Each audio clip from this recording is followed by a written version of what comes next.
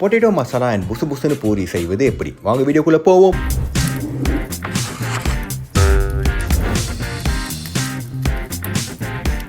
இதுவே நம்ம hero potato Yuvraj. இவரை வேக வைத்து தோல் உரித்துக் கொள்ளுங்கள். இப்போ நம்ம பார்க்க போறது இந்த கதையில இருக்கும் வெட்டி ஃப்ரெண்ட்ஸ். ஒரு கடாயில எண்ணெய் ஊற்றி கடுகு, சோம்பு, ஊ பருப்பு, கடலை பருப்பு, சில்லிஸ் ஆட் செய்யுங்கள். இப்பொழுது ஹீரோயின் என்ட்ரி வெங்காய தீபாவளி. இவங்க ரெண்டு பேரும் நன்றாக ரொமான்ஸ் செய்ய விட்டு கிளறுமா வதக்குமா வதக்கு வதக்கு வதக்கு என்று பாட்டு பாட விடுங்கள். இந்த கதையில் சுவை சேர்க்க உப்பு மற்றும் மஞ்சத்தூளை ஆட் செய்யுங்கள். அடுத்த ஹீரோயின் என்ட்ரி தக்காளி ரீமா. அடுத்தபடியாக ரெண்டு பேருக்கு நடுவே நசிங்க போயிருக்கும் யுவராஜை இந்த கதையில் ஆட் செய்து சுவாரஸ்யத்தை கூட்டுங்கள். தண்ணீர் ஊற்றி கிரேவி ஆக்கிவிட்டு நன்றாக கலக்கி மிக்ஸ்டா அண்ட் மருதாணி பாட்டை பாடுங்கள். இத்தோட கிளைமாக்ஸ் தான் சொல்லும் நொடி வந்துவிட்டது. எஸ், உடச்ச கடலை அரைத்து தண்ணீர் மிக்ஸ் பண்ணி இந்த கிரேவியில் ஊற்றி விடுங்கள். உடச்ச கடலை இருந்தா கிரேவி தூளு.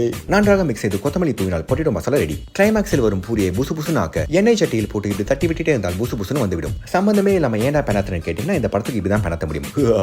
நாளை சந்திப்போம். Okay bye.